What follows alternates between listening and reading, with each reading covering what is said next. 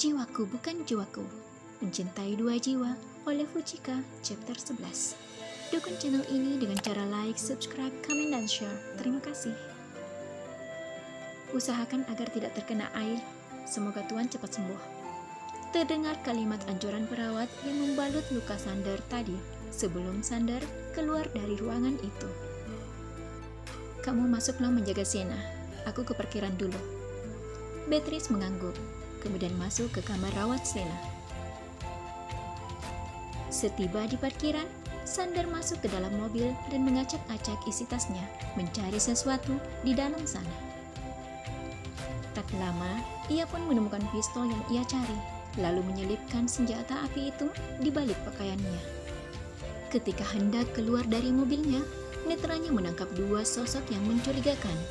Ia pun urung meninggalkan kendaraannya. Ia bermaksud mengintip dari balik jendela mobilnya untuk mengetahui apa yang dilakukan dua orang tersebut. Tuan menyuruh kita berjaga dan melaporkan siapapun yang menemui Nona Nindi. Iya, betul.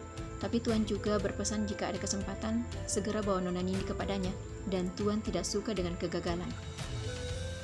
Sander mengernyit saat mendengar percakapan mereka.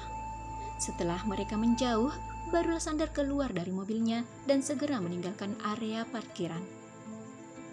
Apakah harus berterus terang kepada Dr. Hans? Tidak. Sebaiknya aku cari saja di mana kamar Nona Nindi. Gumamnya berjalan memasuki lobi rumah sakit. Sander akan masuk ke dalam lift. Namun lagi-lagi ia melihat dua orang yang sama saat di parkiran sedang berdiri dan berbicara dengan pegawai yang ada di sana. Ia batal memasuki lift, lalu berjalan pelan sambil memperbaiki letak topi dan masker yang digunakannya agar tidak ketahuan oleh kedua orang suruhan Vicky itu. Dari jarak 3 meter, Sander dapat mendengar pembicaraan keduanya dengan salah satu pegawai administrasi. Tidak bisa, Tuan. Bukankah rekan saya sudah menyampaikan sebelumnya? Tuan harus tetap mendapat izin dari Dr. Hans terlebih dahulu sebelum menemui Nona Nindi. Sander sedikit lega mendengar penolakan dari pegawai tersebut. Karena lagi-lagi gagal, kedua orang suruhan Vicky pun melangkah meninggalkan si pegawai dengan kesal. Ternyata Dr. Hans membatasi pengunjung untuk Nona Nindi. Apa ini semata karena sakitnya saja? Atau ada hal lain yang lebih serius? Batin Sander seraya menatap kepergian orang-orang suruhan Vicky. Sander pun menghampiri pegawai yang bertugas di sana. Saya mau menemui Dr. Hans. Boleh saya tahu di mana ruangannya? Tanya Sander seraya melepaskan maskernya. Maaf Tuan, boleh saya tahu nama Tuan? Lalu Sander menyebutkan namanya. Dr. Hans biasanya praktik di lantai 1, tapi Dr. Hans juga punya kamar untuk beristirahat di lantai 3. Apa sebelumnya Tuan sudah pernah bertemu dengan beliau? Iya, hanya saja saya lupa meminta nomor kontaknya. Baiklah Tuan, ini nomor kontak Dr. Hans. Sander menerima kartu nama Dr. Hans dari pegawai tersebut, kemudian pamit undur diri. Biar nanti saja aku menghubungi Dr. Hans. Sander menggumam melewati tiap ruangan sepanjang koridor rumah sakit itu dan batal mencari kamar rawat Nindi. Cahaya apa itu? Diandra terus berjalan mengikuti titik cahaya yang semakin jauh ke depan. Oh tidak, aku merasa sama sekali tidak menginjak bumi. Berhenti. Kamu mau membawaku kemana? Diandra merasakan pergerakan dirinya yang semakin laju. Aku bilang berhenti, tapi ia semakin jauh melayang entah kemana. Sampai akhirnya Diandra mendarat pada sebuah bangunan tua yang ia sendiri tidak tahu di mana tepatnya. Ia berjalan menyusuri lorong kosong pada bangunan itu.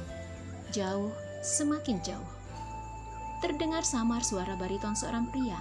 Ia pun mengintip dari lubang kecil pada pintu kayu yang sudah lapuk dan terpasang mati. Matanya melotot dengan apa yang dilihatnya. Tanpa aba-aba, ia menerobos dan menyelamatkan seorang gadis yang tengah disandra oleh seseorang di dalam sana. Nona Nindi, Nona Nindi. Dr. Hans terus memanggil-manggil Nindi yang dipenuhi peluh dengan tubuh yang gemetar hebat. Dr. Hans kembali ke ruang ICU setelah menerima kabar dari perawat yang menjaga Nindi. Secara ajaib, mata Nindi membuka. Dengan nafas memburu, ia melirik sekitarnya dan berakhir menatap Hans. Hans mengernyit. Namanya disebut oleh Nindi. Ia bertanya-tanya bagaimana gadis itu begitu luwes memanggil namanya, seolah sudah terbiasa. Syukurlah Nona Nindi sudah siuman. Hans mengabaikan hal yang membuatnya heran barusan. Apa yang Nona rasakan? Maksudku, apa ada yang sakit?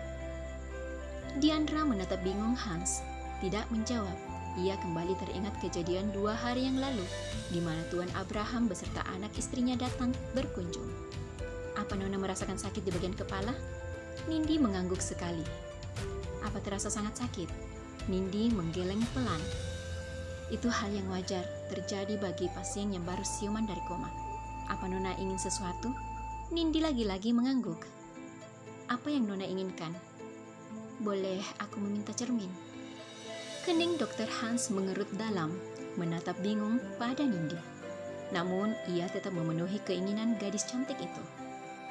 Tak lama, Cheryl pun datang dengan sebuah cermin berbentuk lingkaran berdiagonal 25 cm di tangannya. Dr. Hans meraih cermin berbingkai itu, kemudian menyerahkannya kepada Nindi. Diandra terkejut menatap wajahnya melalui pantulan cermin tadi, tetapi tidak sampai ketahuan oleh mereka yang ada di sekitarnya. Ia menghela nafas. Ia pun menyadari satu hal, bagaimana Hans tidak mengenali dirinya, itu karena ia berada pada tubuh orang lain, tubuh seorang gadis yang bernama Nindi. Lalu bagaimana nasibnya selanjutnya? Dokter, apa masih ada yang Nona butuhkan? Siapa tubuh ini? Hans kembali mengernyit. Maksud Nona, siapa nama Nona? Tanya Hans hati-hati, dan Diandra pun mengangguk. Jujur saja, Diandra merasa geli dipanggil Nona oleh Hans, sebab ia dan Hans telah lama saling mengenal. Dan lagi, Hans merupakan sahabat dari suaminya. Sungguh ingin sekali ia tertawa, menertawakan segala apa yang dilakukan Hans untuknya. Namun ia tahu, Hans saat ini tidak mengetahui keadaan yang sebenarnya. Berbeda dengan Diandra, Hans justru mengira Nindi lupa ingatan. Apa Nona benar-benar tidak tahu siapa nama Nona? Diandra menggeleng seraya tersenyum tipis. Apa Nona Nindi sungguh mengalami amnesia? Batin Hans. Nama Nona adalah Nindi, Nindiara Alexander. Nona saat ini berusia 18 tahun dan duduk di bangku kelas 3 SMA. Apa Nona sudah bisa mengingat sesuatu? Maaf dokter, aku tidak bisa mengingat apa-apa. Diandra memang tidak mengenal siapa Nindi, jadi lebih baik jika ia berpura-pura hilang ingatan saja, pikirnya. Hans menghela nafas berat. Tidak apa-apa Nona, pelan-pelan saja. Nona tidak perlu memaksakan diri untuk mengingat apapun. Diandra hanya diam, ia pun larut dalam lamunannya. Aku masuk ke dalam tubuh seorang gadis yang masih sekolah. Itu artinya, aku akan menjalani hari-hariku sebagai seorang siswi. Lalu bagaimana dengan Devian? Haruskah aku jauh dari suamiku? Tidak akan kubiarkan itu terjadi. Lalu apa yang harus aku lakukan? Tunggu dulu. Kalau aku sebagai Nindi, lantas di mana tubuhku? Nona Nindi? Iya? Diandra tersadar dari lamunannya. Nona tidak perlu khawatir, apalagi bersedih. Kami tim dokter rumah sakit ini akan berupaya semaksimal mungkin untuk mengembalikan ingatan Nona. Hans berpikir jika Nindi bersedih karena tidak dapat mengingat apapun tentang dirinya. Terus dukung channel ini dengan cara like, subscribe, komen, dan share. Terima kasih.